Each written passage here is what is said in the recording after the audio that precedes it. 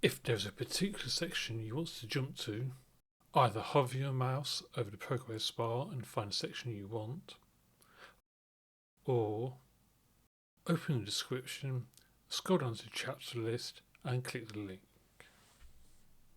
And then you got this little guy, which is the mask one. Several years ago, I was doing all of my stuff on a Macintosh, Yeah. not in Apple's normal program. They had a professional version, and I've forgotten what it was now, but they first came out on Lightroom with a linear gradient. Ooh. And I immediately swapped my software. A linear gradient.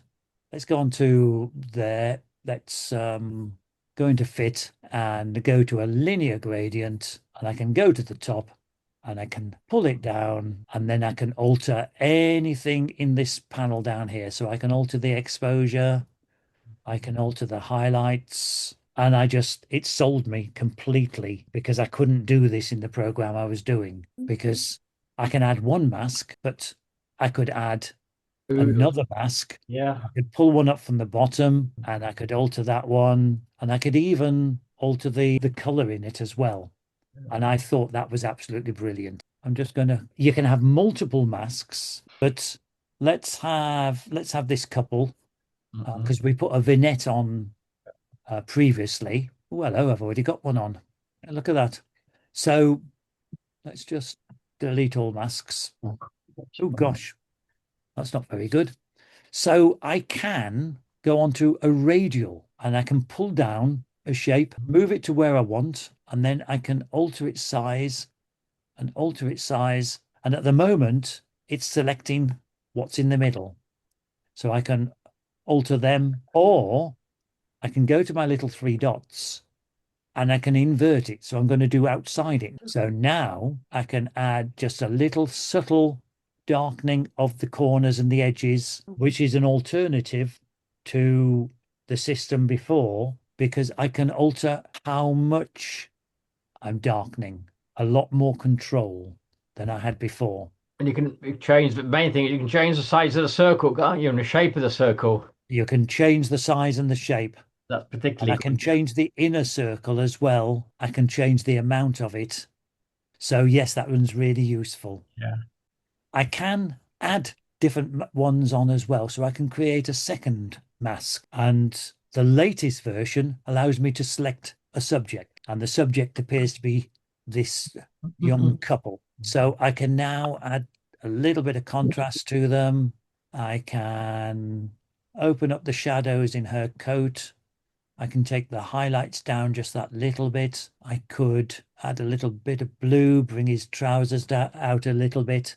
So I've added a second mask. If I go over to my cowboy, instead of selecting the subject, I can select people. So it recognizes our cowboy as a person and it wants to know, do I want to select the entire person or do I want to be selective? So I can have his facial skin. There's not much body, but yes, we'll have his body. Eyebrows. Oh, yes.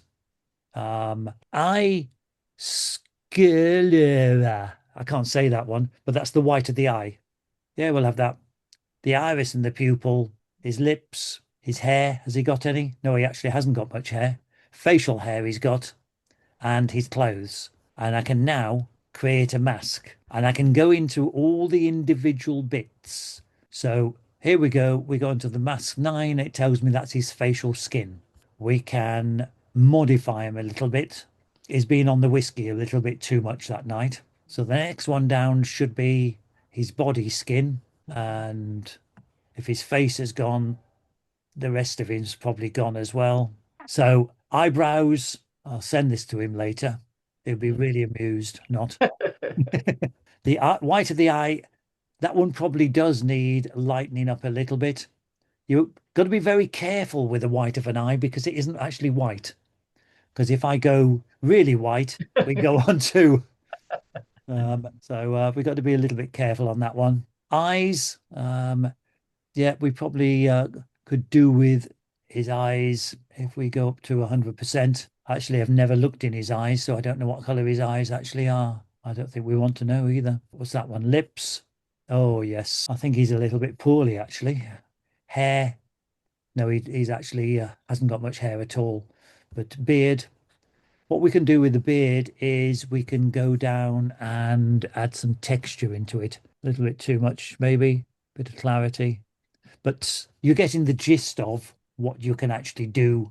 So let's just go back into my library and see if I can find two people. Here we go. So we now go into this one and it's detecting people down here and it's got Loretta. There's not so much, it says there isn't much face here. So I can do a little bit of facial skin, body skin, but it can't see all of her.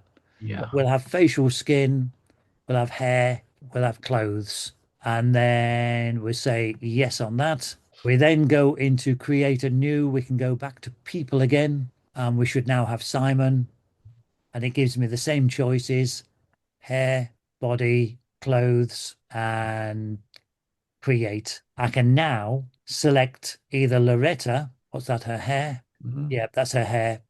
I can lighten the hair a little bit, make it glow a little bit, and then I can go into Simon and I can lighten Simon a little bit, alter his shadows a little bit. Mm. Somewhere we got clothes.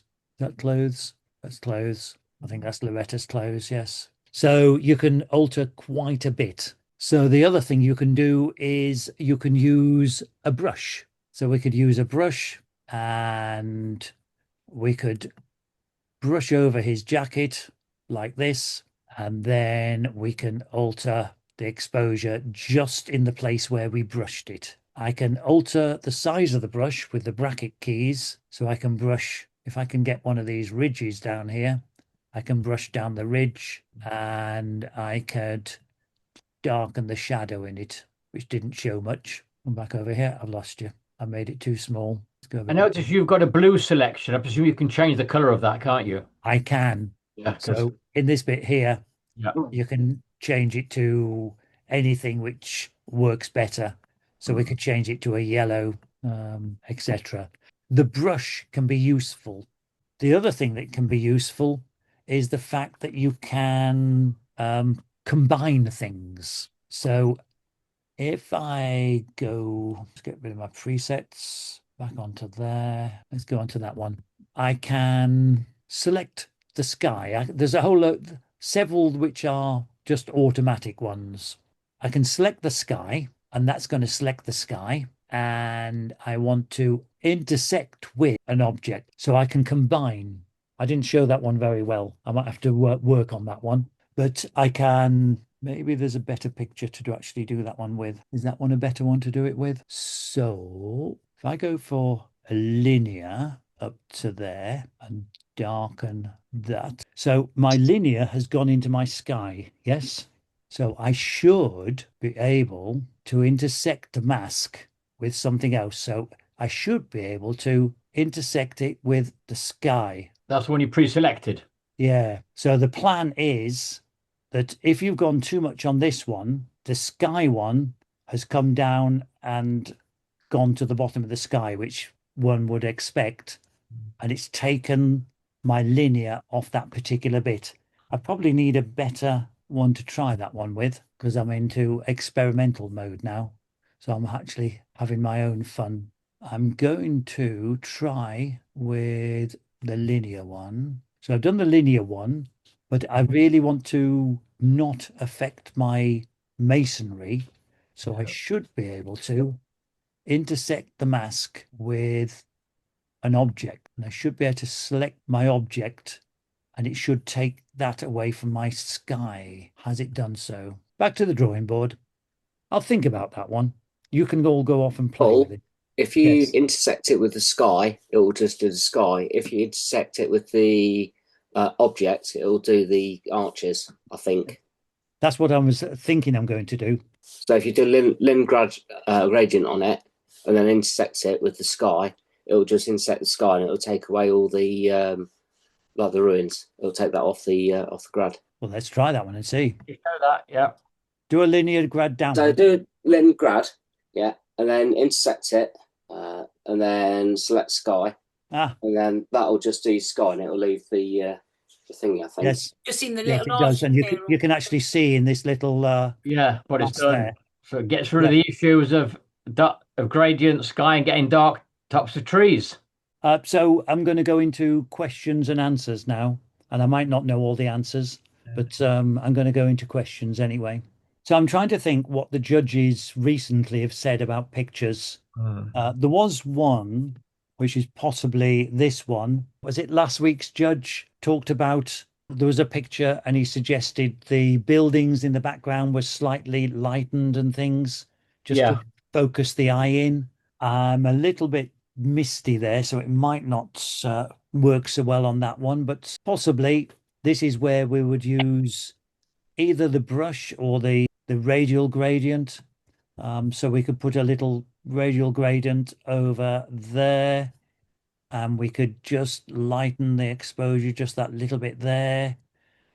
We could add a brush to there, and we could just brush down the top of that hill, and we can add just a little bit of brightness on that one. And down here we can brush inward a little bit, but we might want to take people's eyes away from there, so we can darken that one down a little bit. And this bit down here looks like we might want to do something there, so we can put a brush stroke down there, and we can lighten that one.